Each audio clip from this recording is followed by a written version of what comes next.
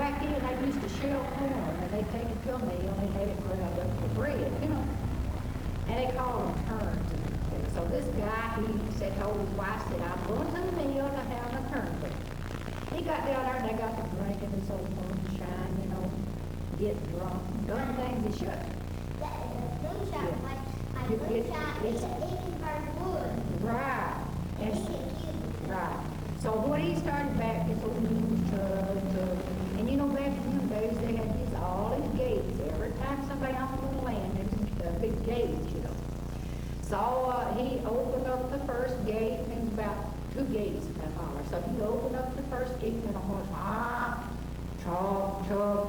So finally, his second gate, he's just shaking, you know. So this guy jumps up that old mule. It went up that hard like lightning. Just as hard going. His wife here coming, she run opened up the door, and here comes this old mule with a this old woman standing there in the big lantern looking at him. Boy, that man shot. He shot off the horse under the bed. And this woman the next day, she went down the road, and you know what was sitting on that horse? Was a man without a head. It was a ghost. And she went down the road, she said, you know what? Said, that old ghost was sitting there on top of that horse, staring at me. Now, you boys and girls, please. And he could have been staring at me with no head.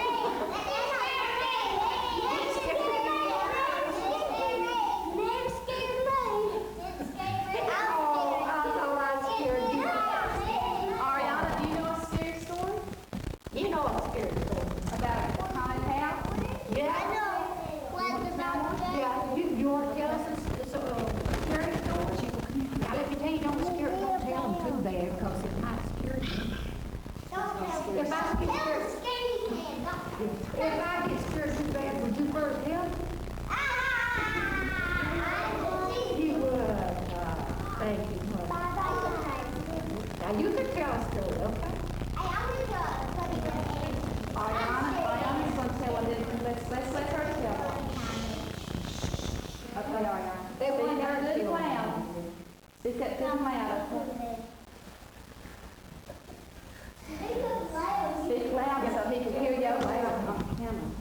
What's the father's heart?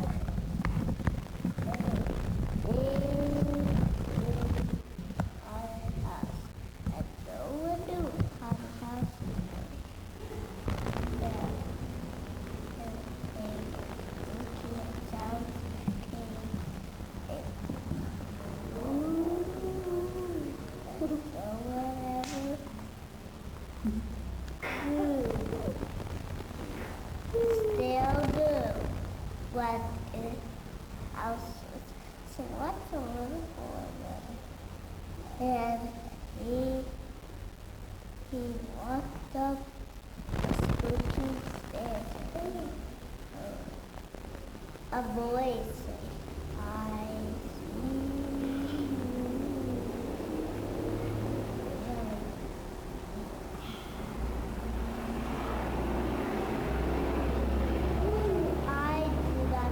you.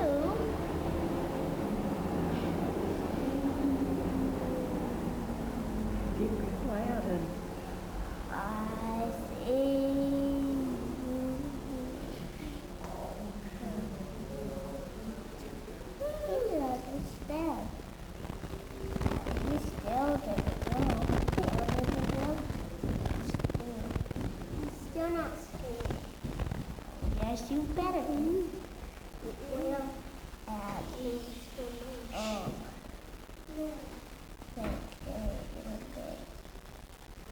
A group of people came into that house. And they walked up the stairs. They heard a thunder like fire. They walked.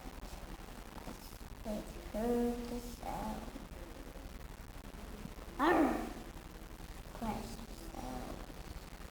The fire suddenly took over that earth. You know what was there? What? A big dragon!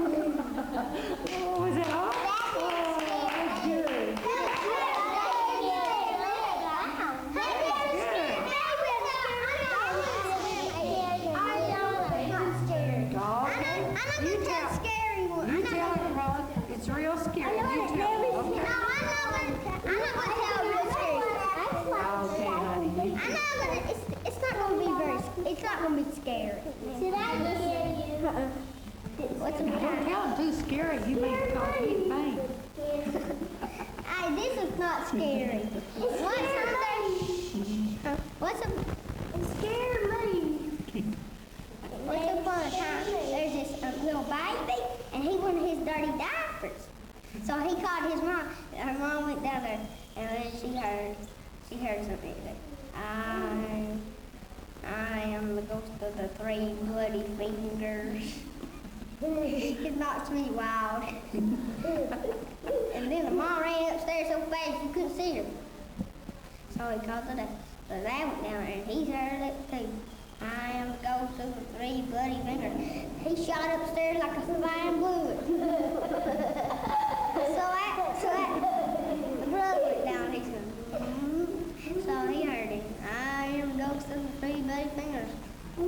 He got his hair stuck up so wide, he flew up the stairs like a flying air. Okay, so the sister was down, and she heard, and she said, I am the ghost of the 3 bloody fingers. She shot upstairs like a piece of thunderbolt. And then guess what happened? The baby went down there. He heard it and said, I am the ghost of the 3 bloody fingers. He said, so you can have your 3 bloody fingers and I can have my dirty diapers. It was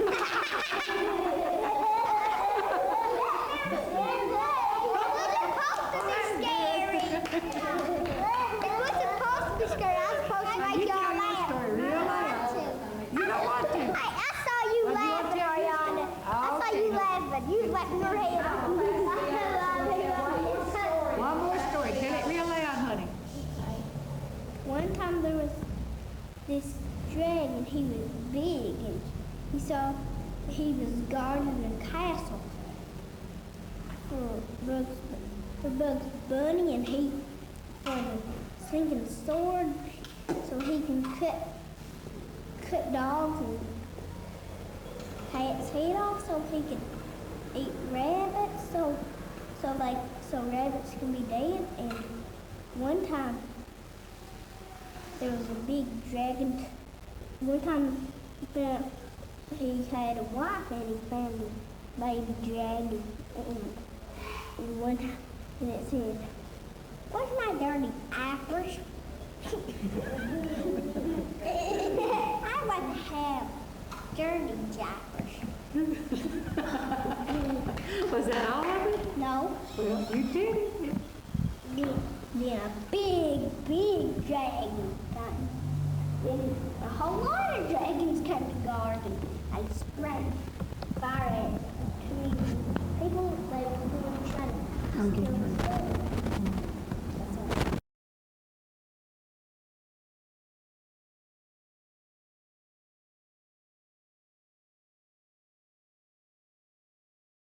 Should work together, job. It's not just one.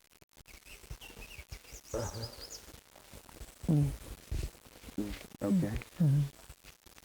Anytime you're ready. Or you want to start off this? Okay.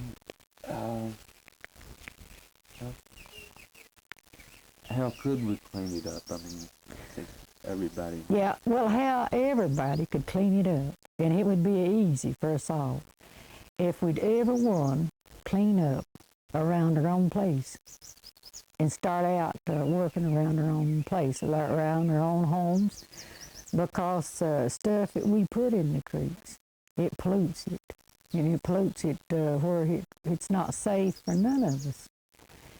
And this way, if everybody would pitch in, it's just like starting a team of horses to a wagon.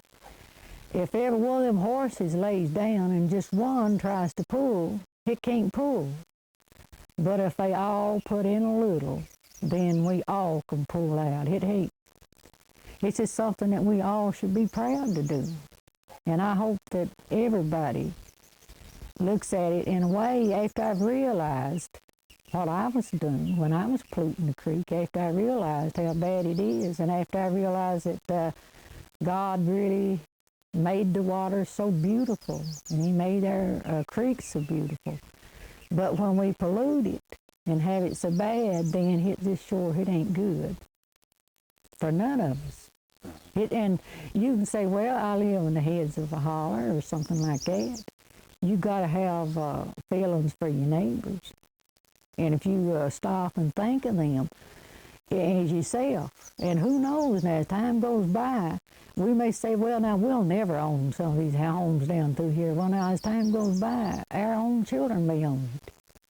It reminds me of in the Tobacco Road, there was a man, and he got mad at his neighbor and got out and sold that Johnson grass in a big bottom. And years later, then, he married the old man's daughter. And when they's giving out the land, they give him the very spot that had the Johnson grass in it. Well, you see, that's the way of when we pollute our creeks. That's what may happen. One of these days, it may turn out that our own children's going to live there. And we should work at it. We don't know. And any time we can save our soil, our roads, and work for the glory of our county, we're going to feel good about it, and we can be able to stand up and say, I live here. We may not have much, but if it's clean and neat around it, then people's going to look up and say, well, now there was some good working people. And we're going to feel good, don't matter how poor we are. Is there anything else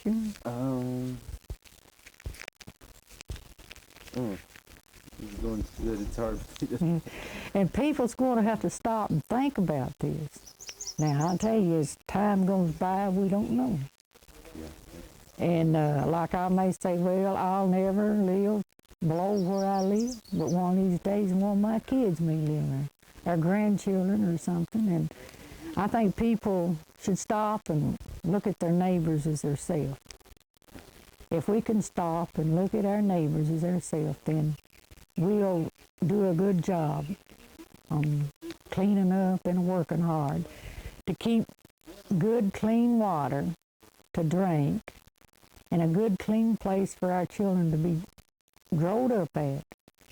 And I'd love to see that day come when the little children could get them a little hole of water and go out fishing. You know, my little sons used to run in and holler, Mommy, I've caught a whale.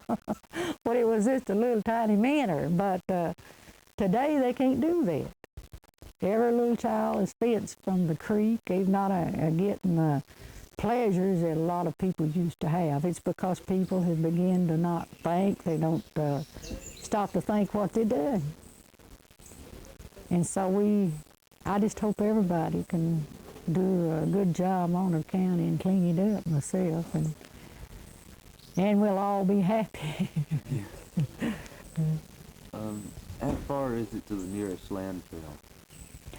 Oh, here, I don't know. It's a long way, I guess. I'm not really know. Now, they used to have places where they just go around the edge of the highway and throw their garbage. That's not right. They'll run and pitch their garbage off on somebody else. There used to be trucks come up in here right often, and they go up with a big load of garbage and they go down with none. And I have heard them pitch it off right here below my house. Nights, you know, I hear the cans of things are hitting. People I think it's a bunch of renters down through there, you know, where Garfield had rented to a bunch, and some of them on down past the college. You know, they didn't want to pay for the garbage to be hauled off, so when it got late at night, which I've not heard them for the last while, but now back time when Austin used to work on the Forest Division, you know, I was up to late at night a lot of times, and I could hear them pitching it on. I'd be beer cans and everything laying down there. You know, we don't drink beer. They'd be old cases. But I'd work and clean it up, and then by the time I get cleaned up, there'd be more pitch. But, you know, I just don't say anything, because sometimes there's some good neighbors, you know, that will pitch stuff off and not take no thought. But what we have to do is an old saying, walk a mile in somebody's shoes before you judge them. And so that's how we have to do, you know, is to try to walk that mile, you know, in our own shoes and try to judge everybody as herself and work to get something done about it, you know. It'd make our county look good if we done all that, you know. I guess I've covered that all day. Well, okay. about all I can remember of right at the time. It's important, and this is all facts. What I told about the dog, you know, they run autopsy. You can go right down there in Floyd County and Wayland and find out about that, you know. I want to do something else. Yeah, I need to. Okay.